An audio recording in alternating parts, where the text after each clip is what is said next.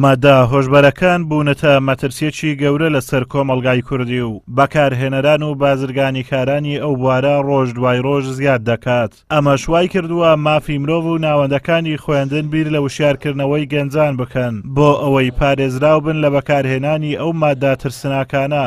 بۆ ئەم مەبەستەش پەیمانگای تەکنیکی سۆران دیبەیتێکی لەژێر ناونیشانی چۆنیەتی پاراستنی کۆمەڵگا لە مەترسیەکانی تەشەنەکردنی مادە هۆشبەرەکان ساز کرد. بەڕاستی ئەوەی ئێمە ئێستا دەبینین بەشێکی زۆری ئەوانەی کە تووشی مادەی هۆشبەر دەبن گەنجن، بۆیە ئێمە دەمانەوێت هۆشیاریان بکەینەوە، ئەو هۆکارانەمان بۆ ڕوونکردنەوە ئەوەی لەسەر ئێمە واجبە ئێمە لە ڕووی هۆشیاریەوە ئەم هۆکارانە بگەینە لایانی پەیوەندیدارەوە پێویستە حکوومەتی هەرێمی کوردستان ڕێکاری یاسایی تون بگرێتە بەس بۆ بنبەرکردنی ئەم چەند حاڵەتە کە لەم سنوورە هەیە.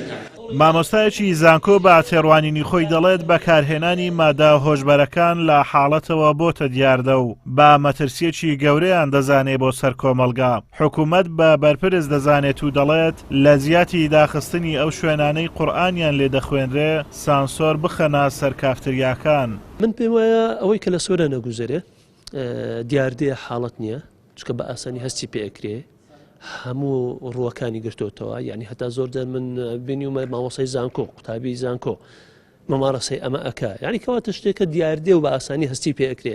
کۆمەڵی کافتریا و شوێنی نێرگەلە چێش و شوێنی مەساج هەن لە سۆران زۆر بە تایبەتی و لە هەموو کوردستانیشان باشە، یعنی زۆر بە ئاسانی حکوومەت ئیجازان پێدات و هیچ چاودێری چیش نییە، یان چاودێری ورد نییە.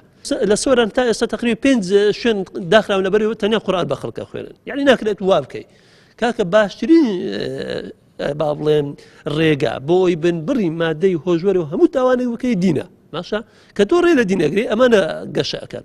طبعا مادەی هۆشبەر خەریکە ئەبێ بە دیاردا لە کۆمەڵگەیەدا، ئەو دیاردەیە تەنها پێمان وایە پەروەردەی کۆمەڵگەکە ئەتوانێتن بنبڕی ئەو دیاردەیە بکاتن، بەڵام مەسەلەن بۆ نمونە ئیجراءاتی یاسایی لەگەڵەکەی ئەو ئەتوانێتن لە 150 ئەو دیاردێکم بکاتەوە، بەڵام وەکو بنبڕکردن بنبڕی ناکاتن، تەنها وشارکردنەوەی خەڵکەکە و پەروەردەکردنی خەڵکەکە جا چ لە ڕوانگەی ئاینیەوە بێتن، چ لە ڕوانگەی معریفیەوە بێتن لە زانکۆ پەیمانگاکانەوە، چ لە ڕوانگەی ڕێگای ڕێکخراوی مەدەنیەکانەوە بێتن بتوانرێ خەڵکەکە وشیار بکرێتەوە.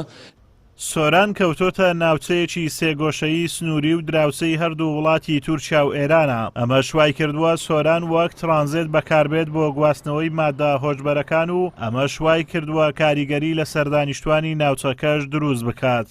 پەیام هەوڵیدا بۆ دەستکەوتنی زانیاری لە سەر بەرەنگاربوونەوە و دەستگیرکردن و دەست بە سەرداگرتنی مادە هۆشبەرەکان لێدوان لە بەرپرسانی بەرەنگاربوونەوەی مادە هۆشبەرەکان وەرگرێ، بەڵام ئامادە نەبوون لێدوان بۆ پەیام بدەن.